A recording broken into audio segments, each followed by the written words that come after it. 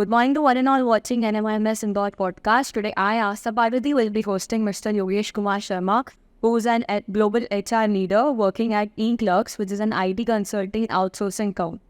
So, let's begin our podcast and enlighten our audience about what employer branding is, what recruitment works like in real world. So, sir, please tell us about how your work profile looks like and what exactly makes up your day and how did you reach this position? Okay, thank you, Asta. Don't have me. Okay, what you asked me is it's something that means I don't know how to answer this in such a short time because there's a lot which has I've lived through it's almost what I've worked on 20-year work experience. So maybe if I would be really specific to what I do today, right? And how did I reach here? So look, I was a techie when I started, right? So I did my Masters of Computers, right? And I got placed to IBM, right? And I was doing a tech job, right? Any technical, right? But within 11 months, I've seen how recruitment works within IBM. I met a lot of recruiters who were my friends. I just passed out my masters, so I had a lot of friends, and I referred them in my company. They got placed, and I found it wow, right? I found that this is a good job, better than what I know, being a techie at that time. So, and I liked the way it was happening, and I liked the way the computer was. They were interacting with people as they were doing it, and that triggered me on to get into this profession. Okay, then it's a long story, how I left the job, started on my own. Okay, I started a consulting firm and started recruiting and all.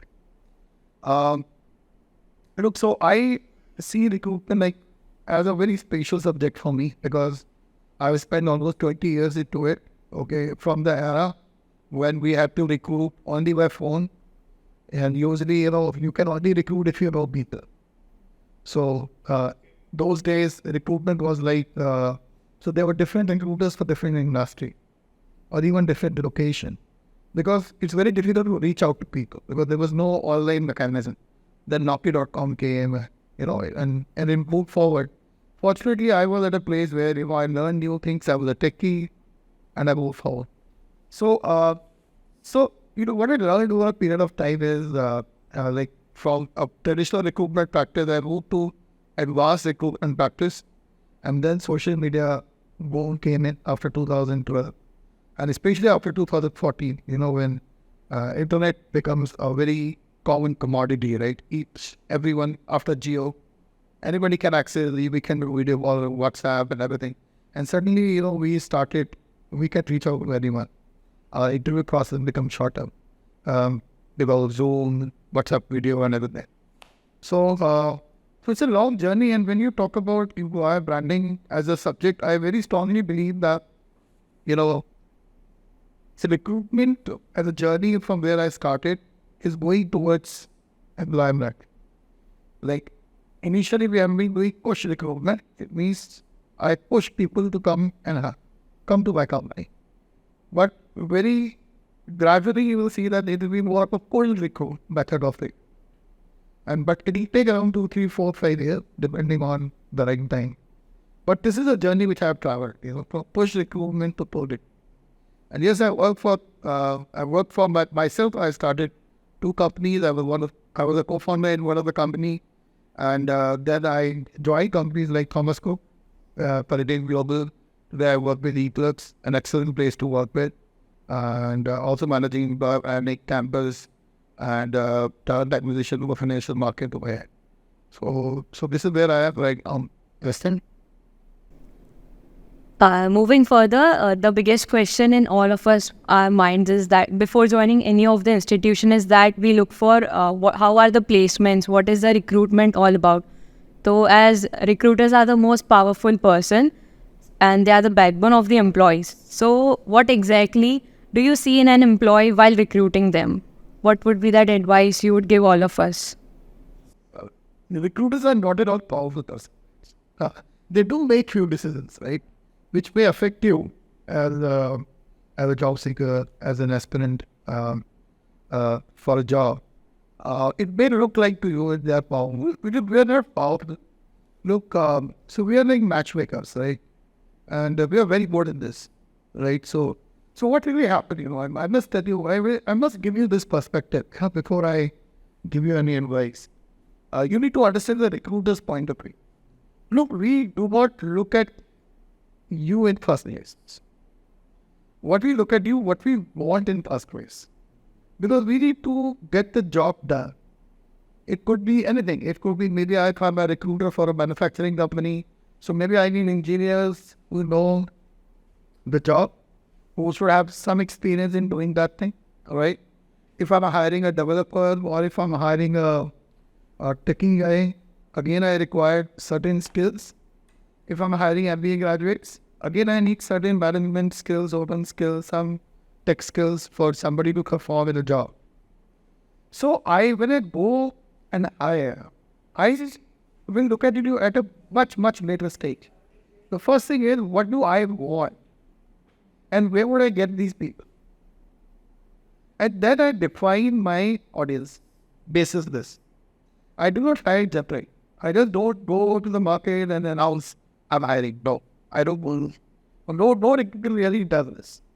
So what we do is we identify what exactly is our pocket. Then we reach out to that pocket. We figure out of this pocket who is the right match for us. And then we reach out to them and then we hire. Coming to an advice for you, you need to understand in a similar manner, what do you think could be you are the right person for what kind of jobs which are available in the market? Where do you think you fit the best?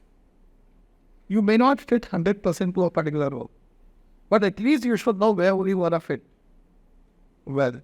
And once you know that yes, to fit into this role best, maybe let's say you identify 5 different roles. It could be in branding, it could be in a supply chain, it could be in something else. Then you work hard on that. Understand the domain better. Like how many people are working in this company, in this domain, what do they do, what is their background? Let's say you say, I want to be a supply chain manager, right? But if you go to that company, they hardly hire any MBA as a supply chain manager. Maybe you will see that most of the supply chain managers are coming from engineering background. That maybe you are going to struggle because they may not recruit you in the first place, right? So if you do this little homework, okay, before you apply or before you go for an interview, whether you are a right fit, then I think you can do much better. It's not difficult to get a role when you know that you are a fit. And how does the training process to the further upcoming recruiters work like? What advice would you give them? Like, how do you train them? Yes. Look, so recruiters, they do a lot of different jobs, right? So maybe if I divide it into different category, particularly. So the first category of recruiters are the one who does sourcing. It means they source people. So they source your audience. Who is my audience? I'm hiring support. Let's say I'm hiring students. Then who students? From which college? What is their background? What should they know? What are the skills they should have, they should not have? Right? So let's say we're hiring in an MBA college, what percentile that they should have got in the entrance exam, and then I will shortlist only those colleges where they take admission beyond this percentile. Good. So we will define certain screening parameters. But now our audience. We can't interview 2 lakh people, right? So we may narrow down our audience, take it to a level where we think it's right. So one set of people are sources. Those who source the right kind of audience and people, right? A second kind of the recruiters are the one who recruit. It means who take interviews, who speak to the managers, who take the process further, okay? And once they are shortlisted, they are selected by managers. They also process them on the tool, right? It means they negotiate salary, they offer them salary, and they take an offer. Then the third side of part is recruitment operations, where we're talking about teams like those who make offers, who we call it pre-boarding team, right? So they check the documents, they do the background verifications, or they work with the vendors, and then once the offer is made, they speak to the candidate if they have any problem, whether they are joining online. And once they join, then we have onboarding team. So this is the entire recruitment operational department. So there are three different teams. In a smaller company, maybe a one person doing all three jobs. Maybe in a bigger company, three different teams doing all different jobs. And there is another fourth department which is coming in, which is the recruitment marketing. Because now you need people who will who will not only source people, but they will pull people inside. Why should I call somebody and get in? Why can't I get people, right kind of people to apply directly to? So now this is another method, as I said, this is a new way of recruiting. Right? Most of the companies, they have dedicated recruitment marketing, or some companies call it talent attraction team. Few companies call it employer branding team. Again, each of the term has a own meaning in different context and scope. But now this is another fourth department which we have.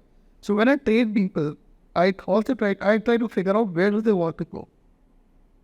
When we hire people, we also look at their skills, whether they will be good at recruitment, sourcing, branding, or operations. And accordingly, we train them and take them more. So AI has a very much use over here, like while recruiting. Now, so almost all of the fields have AI today. So what is your point of view? How is it transformed the work culture, the opportunities, and how should one make sure that humans are not based by AI at any point of time? So again, maybe if I get a little philosophical there, right? No human who does a human job will be replaced by AI. But a human who does the machine job is certainly going to be replaced. So be a little more clear here. So let's say there is one individual who is making a call to somebody and asking same questions every day. This individual will be replaced because that can be done by different engaging methods through AI also. Either through chat, bots, so it's already being done, right? Let's say, for example, like in Uber and Ola, right? Now you don't call anybody, right? You get the cab through AI. So what happened? You replaced the call center agents. They don't exist anymore, right? So similarly, in recruitment or in any other business, people who do things which is not human in nature. So what's human? Human are the one who have got empathy. They have decision-making ability. They can understand different variables better compared to AI, right? So if you are doing a job where you are interviewing people, right, who are making decisions whether this is the right audience, this is not a right audience, right? You are sometimes your audience is subjective, and you can take decision, who to target and who not to target in recruitment as a sourcer. Then I think certainly you will not be replaced. But I very strongly believe the operation team will be replaced very soon by AI. Like I also believe that matter of operation is always a failure of technology. So when technology doesn't work, then I have to do operation by my own. But let's say if technology is working, then let's say just with Aadhaar card, if I can verify your background, then I don't need all the manual information required in background verification. So if technology will get integrated, big data, and when we call AI big data is a sabotage term, because AI will not function if there will be no big data, right? So it means I need bigger data to be integrated. So once I have all this, yes. So my 2 cents here is, will AI want to replace human? Yes, it will. But will it want to replace everyone? No, for not sure. Not at all. And but there will be a lot of new kind of job that will be created. So I'm sure people are flexible enough to learn these things and do your work. Apart from all these technical questions, please enlighten us about what is the competition out there all about. Like we know that everybody is growing in all of the fields. So in real one, like you work every day. So you have seen what's the growth like. You have worked 20 years. So what has transformed you? What changes have you seen? What changes have you put in? So could you enlighten us? Interesting, Asta. this is important, what is no competition catch? So I think because there is no competition, nobody is taking a job because there are enough jobs in the market. Maybe somebody is getting the job before than you, maybe 2 months before than you, or 1 year before than, or maybe you getting promoted a little earlier than you. But these are the competition which over time you will realize that doesn't matter. Because each one of us are having our own journey, and each one of us will going to contribute differently to where we are, whether in an organization, to the society, and to the nation. So I'm not, I may not be able to comment on the competition side because I don't believe in it. But what is the important thing which you ask is how the growth will happen. So I think growth will happen with two things. Maybe I will ask you a question. Can I? Yeah, those two. So there. Yeah. So tell me, we all are talking about AI, a lot of things which are changing in the last 5-10 years and will change in 5 decades. Tell me 10 things, or tell us 2 or 3 things which has not changed in professional world in the last 20 years.